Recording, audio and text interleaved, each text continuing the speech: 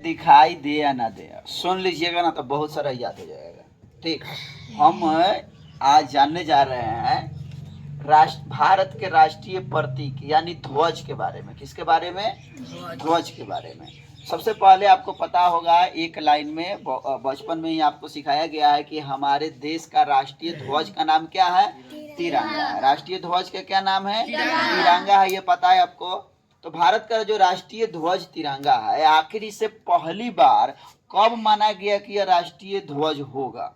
तो वो दिन याद रखेंगे, 22 जुलाई 1947 को। 22 जुलाई 1947 को पहली बार संविधान सभा ने यह माना कि भारत का राष्ट्रीय ध्वज क्या होगा? तिरंगा होगा। जिसकी लंबाई चौड़ाई की अगर बात करते हैं तो भारतीय राष्ट्रीय ध्वज की लंबाई चौड़ाई का अनुपात आप याद रखेंगे 3:2 होता है। कितना होता है? लंबाई चौड़ाई का अनुपात कितना होता है? 3:2। कितना होता है? 3:2 होता है। आप इसे याद रखेंगे। ठीक, अब बात करते हैं कि जो हमारा राष्ट्रीय ध्वज है उसमें 3 समानुपात पट्टियां पाई जाती है। ठीक, जिसमें पहला पट्टी जो है वह है केसरिया। कौन है? केसरिया। दूसरा कौन है? सफेद। दूसरा कौन है? सफेद। और तीसरा कौन है? हरा। यानी हमारे राष्ट्रीय ध्वज में कुल कितनी पट्टियां पाई जाती है? 3। कौन कौन? केसरिया। हाँ, पहले केसरिया, तब सफेद, और तीसरा क्या है? हरा है।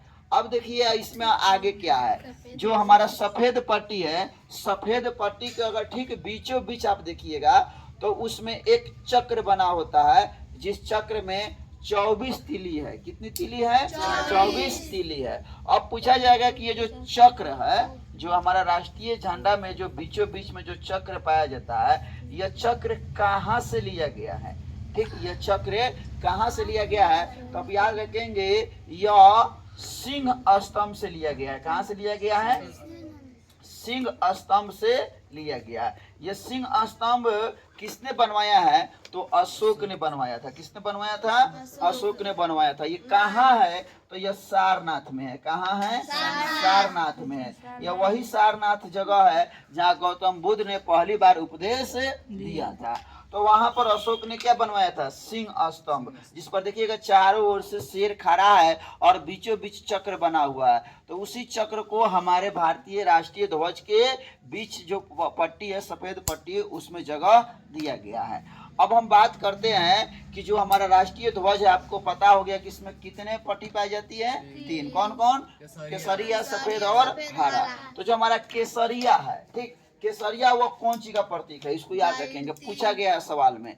तो केसरिया आप याद रखेंगे, वह जागृति का प्रतीक है, वह शौर्य का प्रतीक है, वह त्याग का प्रतीक है। फिर से सुन लीजिए, केसरिया कौन सी का प्रतीक है? शौर्य का, आन बान शान का प्रतीक है, त्याग का प्रतीक है, बलिदान का प्रतीक है। कौन? केसरिया। अगर वही हम सफेद की बात करते हैं, सफेद रंग, तो सफेद रंग सत्य का प्रतीक है। कौन सी का प्रतीक है? सत्य का प्रतीक है, पवित्रता का प्रतीक है, सादगी का प्रतीक है, अहिंसा का प्रतीक है। अगर वही बात करते हैं हम लोग कौन सी? हरा रंग का, तो हरा रंग क्या है? जीवन समृद्धि का प्रतीक है, यानी खुशहाली का प्रतीक है, हरियाली का प्रतीक है। ठीक, जीवन समृद्धि का प्रतीक कौन है? हरा रंग है। चलिए अगर हम बात करते हैं, क्या झंडा जो हमारा तिरंगा है, क्या इसे सभी फहरा सकता है? बिल्कुल सभी फहरा सकता है, क्योंकि हमारे संविधान में व्यवस्था किया गया है, भारतीय ध्वज संहिता 2002, भारतीय ध्वज संहिता 2002 के अनुसार ऐसा संविधान में उल्लेख किया गया है कि भारत का कोई भी आम नागरिक, कोई भी निजी संस्था, कोई भी शैक्षणिक संस्थान अपने जगह पे भारतीय राष्ट्रीय ध्वज को प्रदर्शित कर सकता है, उसे प्रदर्शन करने का अधिकार है। फिर आगे चलकर हाल ही में 23 जनवरी 2004 को, याद रखेंगे 23 जनवरी 2004 को, 23 जनवरी 2004 को उच्चतम न्यायालय ने एक आदेश दिया, उच्चतम न्यायालय ने एक आदेश दिया, तब जाकर हमारे संविधान के अनुच्छेद 19 के 1 के अ में, संविधान के अनुच्छेद 19 के 1 के अ में यह प्रावधान बनाया गया, यह नियम बनाया गया कि राष्ट्रीय ध्वज फहराना नागरिकों का मूल अधिकार है। यानी आपको राष्ट्रीय ध्वज फहराने से कोई वंचित नहीं कर सकता है, क्योंकि आर्टिकल 19 के एक के हमारा यह हमें अधिकार देता है कि राष्ट्रीय ध्वज फहराना क्या है, हमारा मूल अधिकार है। यह उच्चतम न्यायालय का आदेश भी है। चलिए हम लोग आगे बढ़ते हैं। ठीक, देखो राष्ट्रीय ध्वज को झुकाया जाता है, तो कब झुकाया जाता है थोड़ा इसको आप लोग जान लीजिए। ठीक, जब देश में शोक की स्थिति आती है तब राष्ट्रीय ध्वज को क्या किया जाता है, झुका दिया जाता है।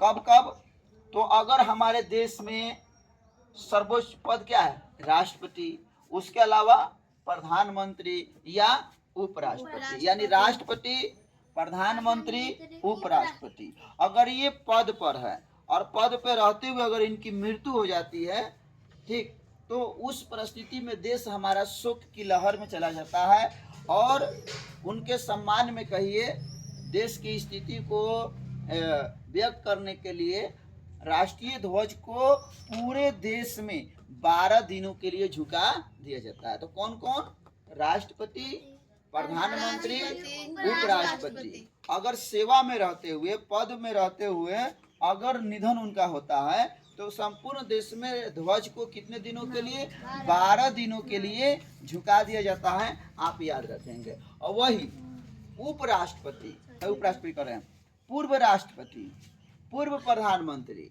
या पूर्व उपराष्ट्रपति का अगर निधन होता है तो उस स्थिति में हमारे राष्ट्रीय ध्वज को ठीक 7 दिनों के लिए झुका दिया जाता है। कितने दिनों के लिए झुका दिया जाता है, 7 दिनों के लिए झुका दिया जाता है। तो चलिए आपको सवाल पूछते हैं, आप क्या सीखे।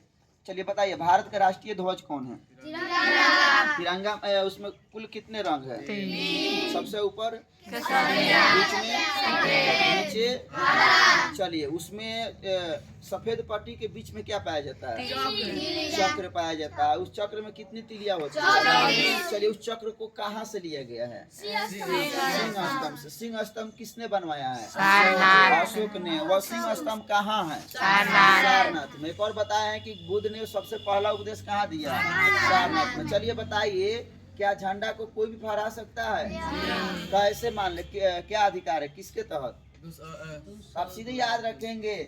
ठीक, 23 जनवरी 2004 वाला बात याद रखेंगे कि उच्चतम न्यायालय का आदेश है कि झंडा को फहराना क्या है, हमारा मूल अधिकार है। संविधान के आर्टिकल 19 के 1 के हमें कोई अधिकार देता है कि हम भारतीय राष्ट्रीय ध्वज को क्या कर सकते हैं, फहरा सकते हैं। चलिए अब बताइए, झंडा को कब झुकाया जाता है,